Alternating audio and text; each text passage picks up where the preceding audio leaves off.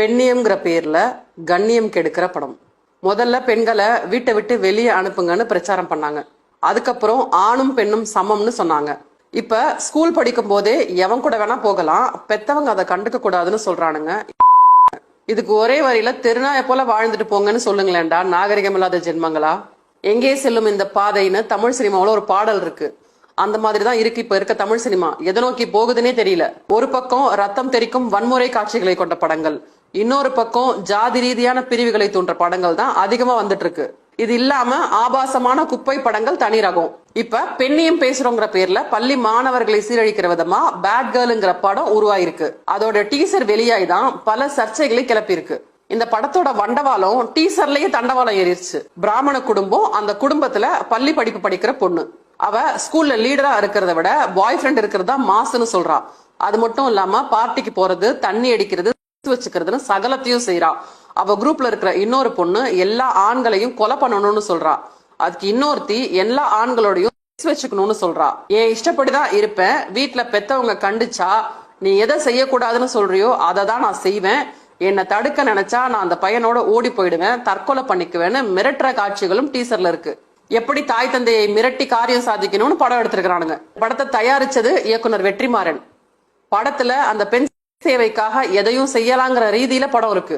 படத்தின் நாயகிய பிராமண பொண்ணா காட்டி இருக்கிறது, டீசர்ல கதாநாயகி பிராமண பெண்ணின் பேச்சு வழக்குல பேசுறது, அது மட்டும் இல்லாம அங்கங்க அதற்கான சில குறியீடுகள் வச்சிருக்கிறது, இதெல்லாம் ரொம்ப ரொம்ப தப்பு. வன்மத்தின் உச்சம். உங்க ஜாதியை தரம் தாழ்த்தி காண்பிக்கிற மாதிரி படம் எடுத்தாலோ இல்ல மட்டப்படுத்தி பேசுற மாதிரி கதாபாத்திரங்கள் வச்சாலோ எவ்வளவு கொதிக்கிறீங்க. ரத்தம் சூடேறுதுல, நாடி நரம்பெல்லாம் துடிக்குதுல, அதுதானே அவங்களுக்கும் இருக்கும். எந்த பிரிவினரையும் தரம் தாழ்த்தி தரக்குறைவா அடையாளப்படுத்துறதுக்கான உரிமையை உங்களுக்கு யார் கொடுத்தா? உங்களுக்கு வந்தா ரத்தம், அடுத்தவங்களுக்கு வந்தா தக்காளி தொக்கா? நீங்க எந்த சாதி மதமா வேணாலும் இருங்க, பெரியாரிஸ்டாவோ அம்பேத்கரிஸ்டாவோ யாரா வேணாலும் இருங்க, ஆனா தனி மனித ஒழுக்கம் மட்டும்தான் நல்ல சமூகத்தை உருவாக்குங்கிறத மனசுல வச்சுக்கோங்க. பெண்ணியம் பேசுறோங்கிற பேர்ல நீங்க எடுத்து வச்சிருக்கிற இந்த கன்றாவிய சமுதாய புரட்சி. இதுல இன்னொரு கொடுமையான விஷயம், இந்த படத்தை இயக்கி இருக்கிறது வர்ஷா பரத்ங்கிற ஒரு பெண் இயக்குனர். இந்த படத்தோட டீசர் வெளியீட்டு விழால அவங்க பேசும்போது பெண் என்றால் பூ, பத்தினி, தெய்வம், தாய்னு நிறைய விஷயங்கள் இருக்கு, அதையெல்லாம் தூக்கி சுமக்க வேணாம்னு நினைக்கிறேன்னு சொல்றாங்க. உடனே அங்க இருக்கிறவங்க எல்லாம் கை தட்டி ஆரவாரம் பண்றாங்க. பெண் பிள்ளைகள் நல்லா படிச்சு திறமசாலியா வரணும்னு அந்த படத்துல காட்டல, கட்டுப்பாடுகளை உடைச்சிட்டு எப்படி வேணா வாழ்ந்துக்க, அதுதான் சுதந்திரம்னு காட்ட வருது. 2 நிமிஷம் டீசர்லயே இவ்வளவு கன்றாவியான விஷயங்கள் இருக்குன்னா அப்ப மொத்த படத்துலயும் இன்னும் என்னென்ன கேவலத்தெல்லாம் சொல்லி வச்சிருக்காங்கன்னு தெரியல. பெண்ணியம் பேசுறோங்கிற பேர்ல ஏன் இந்த மாதிரி படத்தை எல்லாம் எடுக்கிறீங்க? நீங்கெல்லாம் பெண்ணியம் பேசலன்னு யார் ஒப்பாரி வச்சா? படிப்பு தான் உன்னை காப்பாத்தும், நல்லா படி, முன்னுக்கு வான்னு சொன்ன வெற்றிமாறன் இன்னைக்கு பணம் புகழ் வந்ததும் சமூகத்துல இப்படி ஒரு கேவலமான சிந்தனைகளை விதைக்கிறாரு. என்ன முட்டாள்தனம் இது வெற்றிமாறன்?